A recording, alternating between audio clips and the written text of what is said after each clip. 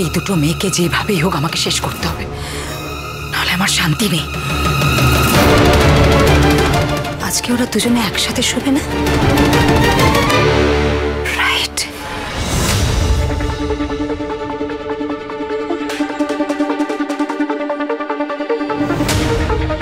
আজকের রাতটাই হবে কথা আর চুনির শেষ রাত।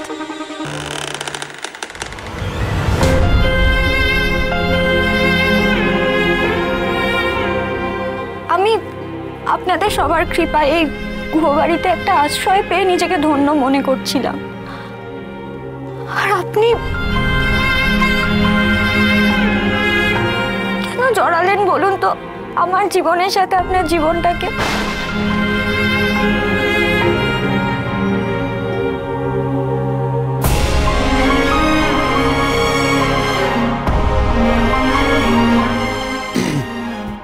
চল একটু কফি আড্ডা হয়ে যাক, অনেকদিন কায়দা করে কফি আড্ডা হয়নি।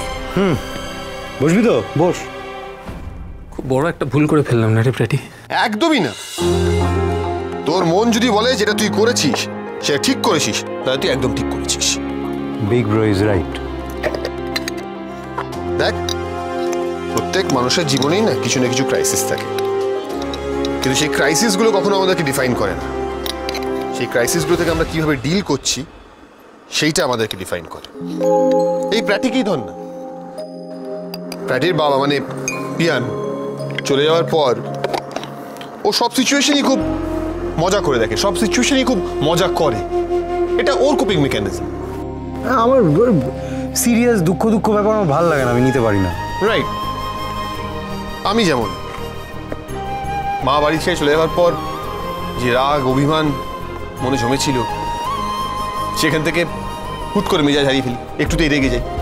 এটা আমার কোপিং মেকানিজম। কিন্তু তুই তো আমাদের দুই ভাই থেকে সম্পূর্ণ আলাদা। তুই তো অনেক বেশি কাম, অনেক বেশি কম্পোজড, ইমোশনালি ব্যালেন্সড।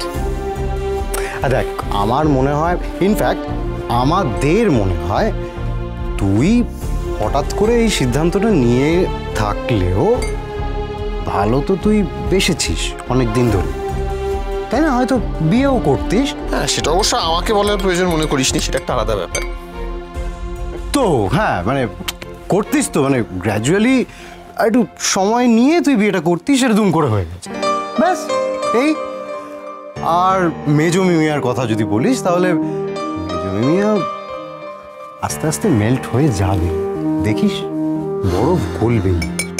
গলতে তো হবেই, গরমা গরম কফি চলে এসছে, বরফ গলবে না? তাই এবার হয় নাকি? নে ধর তোর ফেভারিট হেজেলনাট কফি। পিওনে। অ্যান্ড আই হেট ইট, কিন্তু দেখ তোকে আমি এতই ভালোবাসি যে হাসি মুখে খাবো, তাই না? আন্ডারস্ট্যান্ডিং। Thank you.